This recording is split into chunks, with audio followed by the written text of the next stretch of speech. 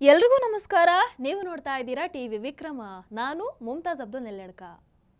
ವೀಕ್ಷಕರೇ, ಬಡವ ಶ್ರೀಮಂತ ಮೇಲು ಕೀಳು ಹೋರಾಟ ಅಂತ ಹೇಳಿ ಬುಡಕಟ್ಟು ಜನರ ಬ್ರೈನ್ ವಾಶ್ ಮಾಡಿ ಅವರ ಕೈಗೆ ಬಂದೂಕನ್ನು ಕೊಟ್ಟು ನಮ್ಮ ದೇಶದ 10 ರಾಜ್ಯಗಳಲ್ಲಿ ಮಾವೋವಾದಿ ಹೋರಾಟದ ಹೆಸರಲ್ಲಿ ಅಮಾಯಕರ ಜೀವವನ್ನು ತೆಗಿತಾ ಇದ್ದಂತಹ ಆ ನಕ್ಸಲರ ಗೂಡಿಗೆ ಈಗ ಬೆಂಕಿ ಬಿದ್ದು ಬಿಟ್ಟಿದೆ. ಕಳೆದ 10 ವರ್ಷಗಳಲ್ಲಿ ಮೋದಿಜಿ ಸರ್ಕಾರ ತೆಗೆದುಕೊಳ್ತಾ ಇರುವಂತಹ ಕಟ್ಟುನಿಟ್ಟಿನ ಕ್ರಮಕ್ಕೆ ನಕ್ಸಲರ ಬೇರುಗಳು ಅಲುಗಾಡೋದಕ್ಕೆ ಶುರುವಾಗಿದೆ ನೋಡಿ. ಇಡೀ ದೇಶವನ್ನ ಕಮ್ಯುನಿಸ್ಟ್ ಆಕ್ರಮಣಕ್ಕೆ ಗುರಿ ಮಾಡುವಂತಹ ಕನಸನ್ನ ಕಾಣ್ತಾ ಇದ್ದಂತಹ ನಕ್ಸಲರು ಈಗ ಅರೆಸೇನಾ ಪಡೆಗಳು ಅದೇ ರೀತಿ ನಕ್ಸಲ್ ನಿಗ್ರಹ ಪಡೆಗಳ ದಾಳಿಗೆ ಸಿಕ್ಕಿ ಪತರ್ಗುಟ್ಟಿ ಹೋಗ್ತಾ ಇದ್ದಾರೆ. ಕರ್ನಾಟಕದಲ್ಲಿ ಮೊನ್ನೆ ದಿನ ನಕ್ಸಲ್ ನಾಯಕ ವಿಕ್ರಮ್ ಗೌಡನ ಎನ್ಕೌಂಟರ್ ನಡೆಯುತ್ತೆ.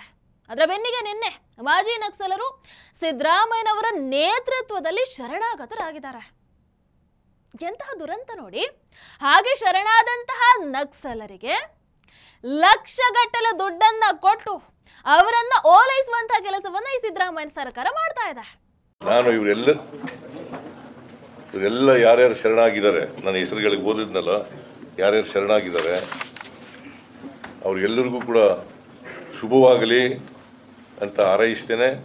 ಮತ್ತು ಸರ್ಕಾರ ಅವರು ಏನೇನು ಈಗ ಅಹವಾಲುಗಳನ್ನು ಹೇಳಿದ್ದಾರೆ, ಒತ್ತಾಯಗಳನ್ನು ಮಾಡಿದ್ದಾರೆ, ಆ ಒತ್ತಾಯಗಳನ್ನು ಕೂಡ ಎಲ್ಲ ಒತ್ತಾಯಗಳನ್ನು ಕೂಡ ಸಹಾನುಭೂತಿಯಿಂದ ಸರ್ಕಾರ ಪರಿಗಣಿಸ್ತದೆ ಅಂತಕ್ಕಂಥ ಮಾತುಗಳನ್ನು ಹೇಳಲಿಕ್ಕೆ ಬಯಸ್ತಾರೆ. ಬಟ್ ಯಾಕೆ ಹಾಗಾದ್ರೆ ಈ ಮೂಲಕ ಸಮಾಜಕ್ಕೆ ಸಿದ್ದರಾಮಯ್ಯನವರ ಸರ್ಕಾರ ಕೊಡ್ತಾ ಇರುವಂತಹ ಸಂದೇಶ ಆದ್ರೂ ಏನು? ಕಳೆದ 10 ವರ್ಷಗಳಲ್ಲಿ ನಮ್ಮ ದೇಶದಲ್ಲಿ ನಕ್ಸಲರ ಪರಿಸ್ಥಿತಿ ಹೇಗಿದೆ? ವಿಕ್ರಮ್ ಗೌಡನಿಗೆ ಸಿಗದಂತಹ ಆ ಸವಲತ್ತು ಉಳಿದ ನಕ್ಸಲರಿಗೆ ಹೇಗೆ ಸಿಕ್ತು? ಹಾಗಾದ್ರೆ ನಕ್ಸಲರ ದುಡ್ಡಲ್ಲೂ ಕೂಡ ಕಾಂಗ್ರೆಸ್ ಸರ್ಕಾರ ಕಮಿಷನ್ ಅನ್ನು ಹೊಡೆದದ್ದು ನಿಜಾನಾ? ಎಸ್, ಎಲ್ಲ ವಿಚಾರಗಳ ಬಗ್ಗೆ ಮಾತಾಡ್ತಾ ಹೋಗೋಣ. ಆದ್ರೆ ಅದಕ್ಕೂ ಮೊದಲು ನೀವು ಟಿವಿ ವಿಕ್ರಮವನ್ನ ಸಬ್ಸ್ಕ್ರೈಬ್ ಮಾಡದೇ ಇದ್ರೆ ಈ ಕೂಡಲೇ ಸಬ್ಸ್ಕ್ರೈಬ್ ಮಾಡಿ, ಹಾಗೆ ಬೆಲ್ ಐಕಾನ್ ಅನ್ನ ಕ್ಲಿಕ್ ಮಾಡೋದನ್ನ ಮರಿಬೇಡಿ. ವೀಕ್ಷಕರ, ಇವತ್ತು ನಮ್ಮ ಕರ್ನಾಟಕದ ಪ್ರಮುಖ ಬೆಳವಣಿಗೆ ಅಂತ ಹೇಳಿದ್ರೆ ನಕ್ಸಲರ ಶರಣಾಗತಿ. ಸರ್ಕಾರ ವಿಶೇಷ ಪ್ಯಾಕೇಜ್ಗಳನ್ನು ಕೊಟ್ಟು ಕಾಡಿನಿಂದ ನಕ್ಸಲರನ್ನ ನಾಡಿಗೆ ಬರಮಾಡಿಕೊಂಡಿದ್ದು ಎಸ್, ಆಫ್ ಕೋರ್ಸ್ ಒಪ್ಕೊಳ್ಳೋಣ. ಆದರೆ ಅದೇ ಕಾಡಂಚಿನಲ್ಲಿರುವಂತಹ ಜನರ ಭಾವನೆ ಅದು ಮಾತ್ರ ಹಾಗೆ ಉಳ್ಕೊಂಡಿದೆ ಅಲ್ವಾ? ಈ ನಕ್ಸಲರಿಗೆ ವಿಶೇಷ ಪ್ಯಾಕೇಜ್ ಅನ್ನು ಘೋಷಿಸುವಂತಹ ಇದೇ ಸರ್ಕಾರ ಗ್ರಾಮೀಣ ಭಾಗಕ್ಕೆ ವಿಶೇಷ ಪ್ಯಾಕೇಜ್ ಅನ್ನು ಘೋಷಣೆ ಮಾಡೋದಕ್ಕೆ ಮಲತಾಯಿ ಧೋರಣೆಯನ್ನು ತೋರುತ್ತಲ್ವಾ? ಯಾಕೆ?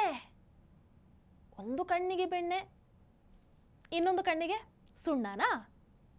ಕರ್ನಾಟಕದ ಮಲೆನಾಡು ಕರಾವಳಿ ಭಾಗದ ಕಾಡುಗಳಲ್ಲಿ ಜನರ ಬೇಡಿಕೆಗಳ ಈಡೇರಿಕೆ ಗೊತ್ತಾಯಿಸಿ ಬಂದೂಕನ್ನ ಹಿಡಿದು ಹೋರಾಟವನ್ನ ಮಾಡಿದವರು ಇವತ್ತು ಶರಣಾಗತರಾಗಿದ್ದಾರೆ.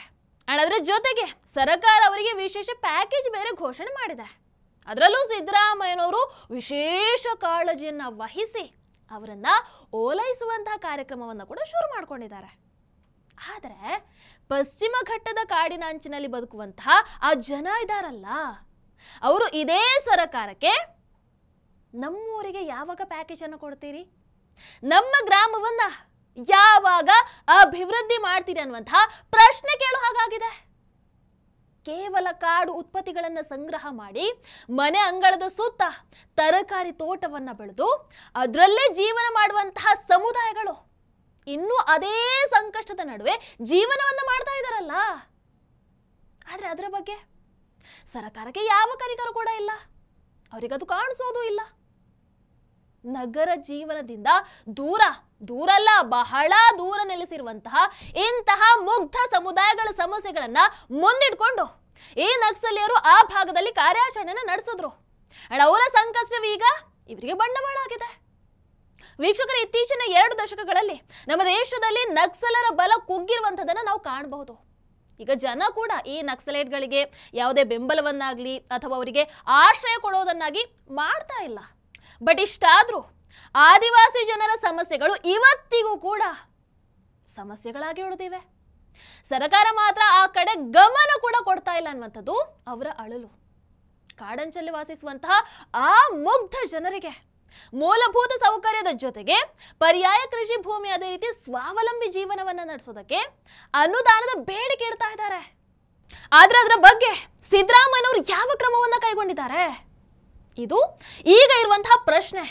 ವೀಕ್ಷಕರೇ, ಇದರ ನಡುವೆ ಮೋದಿಜಿ ಸರ್ಕಾರ ನಮ್ಮ ದೇಶದಲ್ಲಿ ನಕ್ಸಲಿಸಂ ಮಟ್ಟ ಹಾಕುವಂತಹ ಪಣ ತೊಟ್ಟ ಹಾಗೆ ಕಾಣಿಸ್ತಾ ಇದೆ. ದೇಶದ 10 ರಾಜ್ಯಗಳಲ್ಲಿ ಬಹಳ ಆಕ್ಟಿವ್ ಆಗಿದ್ದಂತಹ ನಕ್ಸಲರು ಈಗ ದಿನ ಕಳೀತಾ ಇದ್ದ ಹಾಗೆ ಒಬ್ಬೊಬ್ಬರೇ ಸತ್ತು ಮಲಗ್ತಾ ಇದ್ದಾರೆ. ಮೋದಿಜಿ ಅಧಿಕಾರಕ್ಕೆ ಬರೋ ಹೊತ್ತಿಗೆ ನಮ್ಮ ದೇಶದ 180 ಜಿಲ್ಲೆಗಳು ನಕ್ಸಲ್ ಪೀಡಿತ ಜಿಲ್ಲೆಗಳಾಗಿದ್ದವು. ಅಂದ್ರೆ ಆ 180 ಜಿಲ್ಲೆಗಳಲ್ಲಿ ನಕ್ಸಲರ ಪ್ರಾಬಲ್ಯ ನಡೀತಾ ಇತ್ತು. ಆದ್ರೆ ಈಗ ಅದು 38ಕ್ಕೆ ಇಳಿದಿದೆ.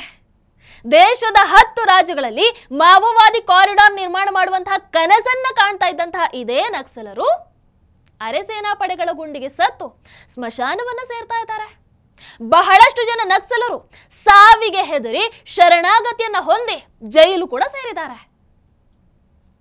ಇತ್ತೀಚೆಗಷ್ಟೇ ಛತ್ತೀಸ್ಗಢ ರಾಜ್ಯದ ಬಿಜಾಪುರ ಜಿಲ್ಲೆಯಲ್ಲಿ 6 ಮಂದಿ ಸೈನಿಕರು ನಕ್ಸಲ್ ದಾಳಿಯಲ್ಲಿ ಬಲಿಯಾದ ನಂತರ ಗೃಹ ಸಚಿವ ಅಮಿತ್ ಶಾ ಜಿ ಅವರು ಅಬ್ಬರಿಸಿದ್ದನ್ನ ನೀವೆಲ್ಲರೂ ನೋಡಿದೀರಾ ಅಂತ ಅಂದ್ಕೊಳ್ತೀನಿ.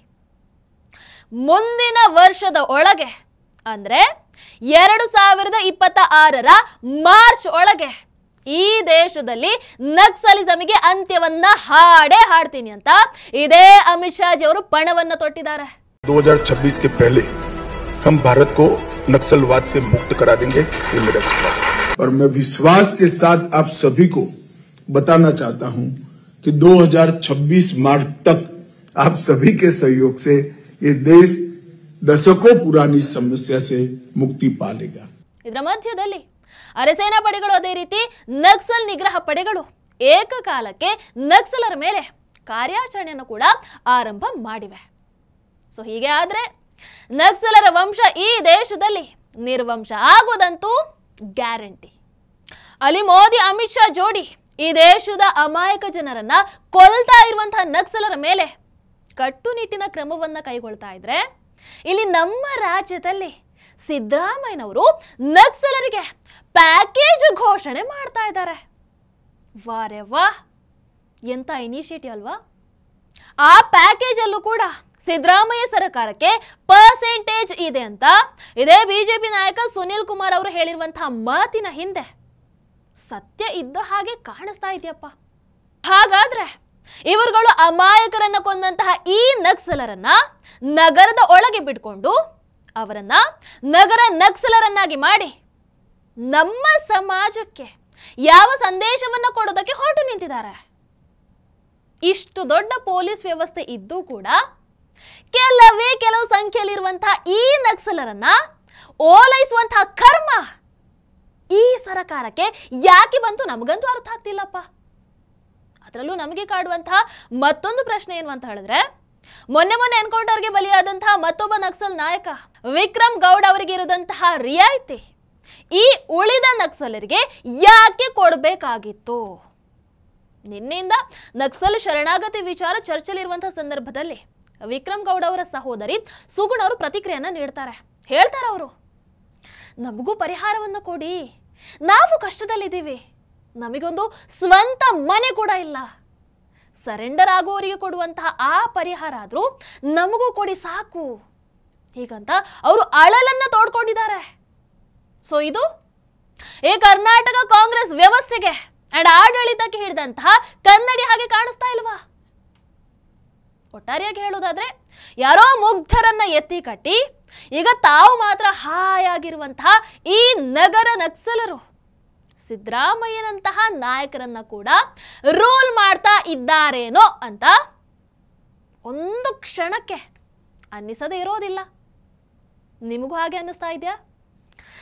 ಕಾಮೆಂಟ್ ಮೂಲಕ ತಿಳಿಸಿ. ಹಾಗೆ ವಿಡಿಯೋ ನಿಮಗೆ ಇಷ್ಟದಲ್ಲಿ ಲೈಕ್ ಮಾಡಿ, ಶೇರ್ ಮಾಡಿ. ನಮಸ್ಕಾರ. ಟಿವಿ ವಿಕ್ರಮ, ದೇಶ ನಿಮ್ಮ ಕೈಯಲ್ಲಿ. ಈ ಕಾರ್ಯಕ್ರಮ ನಿಮಗೆ ಇಷ್ಟ ಆಗಿದ್ದಲ್ಲಿ ಲೈಕ್, ಶೇರ್ ಹಾಗೂ ಕಮೆಂಟ್ ಮಾಡಿ.